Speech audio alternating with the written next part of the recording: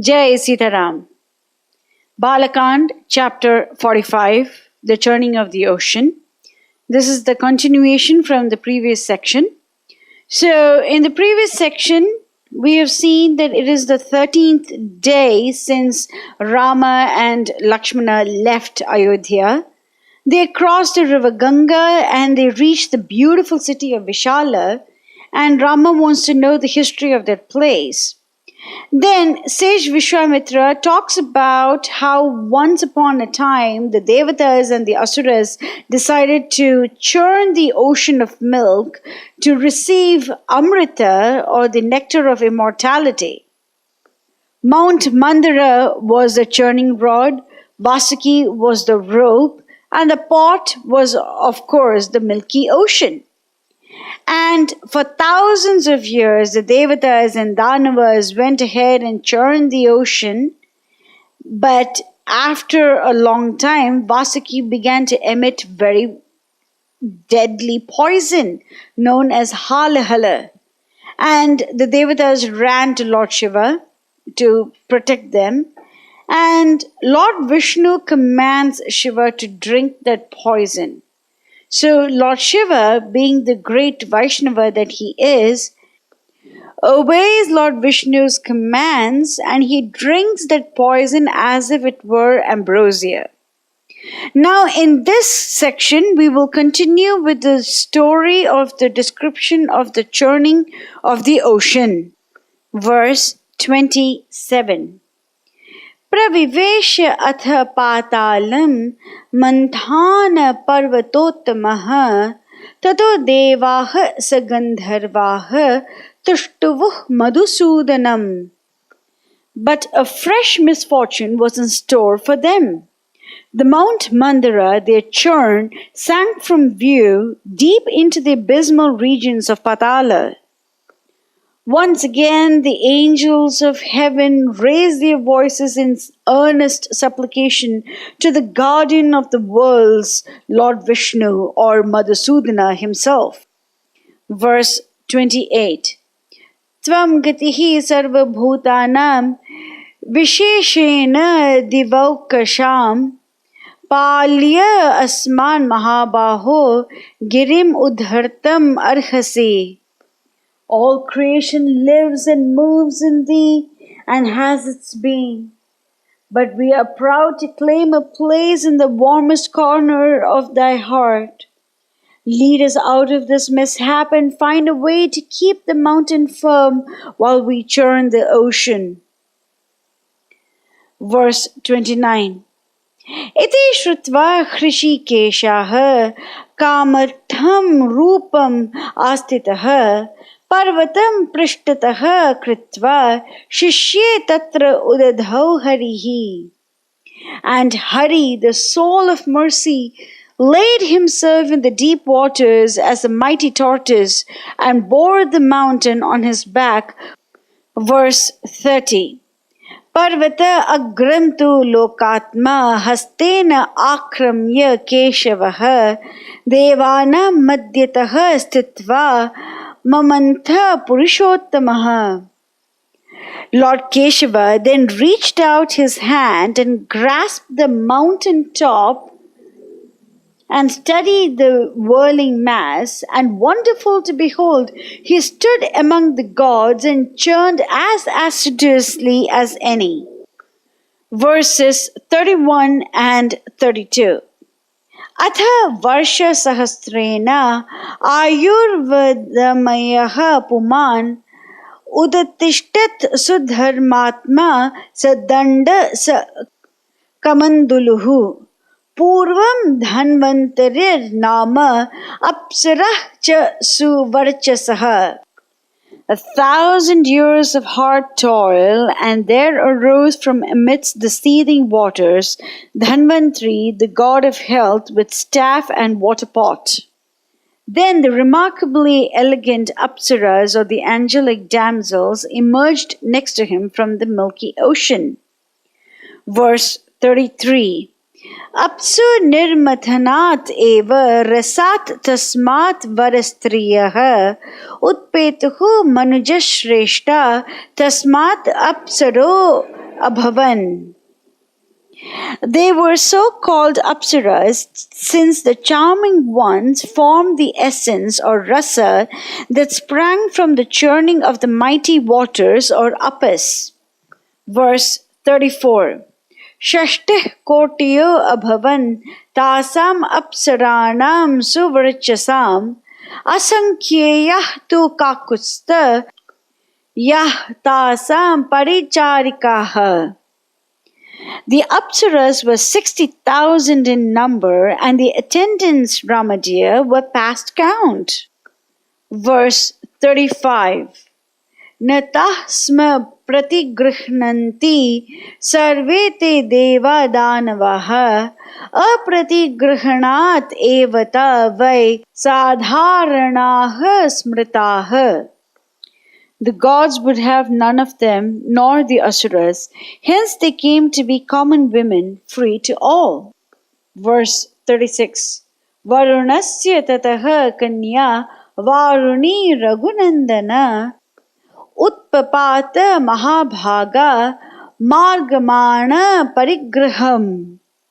Next came forth Varuni, the daughter of Varuna, the lord of waters, and looked about for someone who would take her to wife. Verse 37. Dite putra natam Rama jagruhu Varuna atmajam adite tu suta vira jagruhu tam aninditam. The sons of Diti turned away from her in haughtiness and pride, whereat the gods took that stainless beauty unto themselves with a glad heart. Verse 38. Asura tena daitya surah tena adite sutah Krishta pramudita cha asan Varuni grahanat surah. Hence the name Asuras that the sons of Diti went by, those that accepted not Sura or Varuni, while the gods rejoice in the appellation of Sura or the lords of Sura. Verse 39. Ucchaisrvas hayashreshto maniratnam cha kaustubham udatishtam narashreshta tathaiva amritam uttamam. Next, Ucchaisrvas, the prince of horses, then Kaustubha, the gem of divine luster, and last the Amrita, the waters of immortality, came about. Verse 40. Ata tasya krite Rama mahan asit kulakshayah adite tu tatah putra dite putran asudayan. It was the apple of discord thrown in the midst of the celestials, and they fought for it tooth and nail. Verse 41. Ekkatam agamam sarve asura rakshasai saha uddham asit mahaghoram veer trailokya mohanam. Terrible was the battle that ensued between the sons of Aditi on one hand and the Asuras and the Rakshasas on the other, and the hearts of all beings quaked in wild dismay thereat. Verse 42. Yada kshayam gatam sarvam tada Vishnuhu mahabalaha amritam saha aharat turnam mayam asthaya mohanim. Fearful was the carnage among the Asuras, and they were about to be exterminated when the ungodly sons of Diti were thus laid low. Lord Vishnu of unthinkable might appeared among the combatants as a fascinating siren, a dream of beauty to lure the hearts of the unrighteous ones. Verily, an illusion cast by the master of all illusion, and bear away the hard-won Amrita. Verse 43. Ye gata abhimukham vishnum aksharam purushottamam sampishtaha te tada yuddhe vishnuna prabha vishnuna. And they that tried to bar his way, the unfortunate Asuras, fell no more to rise. For was he not the ruler of the universe, the supreme one who waxes not nor wanes? Verse 44. Adite atmaja vira Diteh putra nijagnire asmin ghore mahayuddhe daiteya adityayo brisham. Thus were the impious brood of Diti overwhelmed by the angels of peace, the servants of the Lord. Verse 45. Nihatya Diti putran tu rajyam prapya purandaraha shishasa mudito lokan sa rishi sanghan sa charanan. Indra, their king and leader, regained his empire over the worlds, gods and mortals, saints and sages, and ruled wisely and well. This is the conclusion of the 45th chapter of Balakand. In the next section, we shall see how Srimad Bhagavatam gives further details on the churning of the ocean. Now we have got to understand that Vishwamitra started teaching Rama the churning of the ocean in context to the city of Vishala. But we have also got to understand that Vishwamitra hardly ever says something without having a deeper significance. So he spoke about his family dynasty. He spoke about his sister, who was the first person mentioned in Valmiki Ramayana, who was allowed to go to heavens in her current material body. She chose to come down as river Kaushiki, of course, but that laid the groundwork for a lot more details. Similarly, he talked about Vamana avatar, and we have already discussed that in great detail.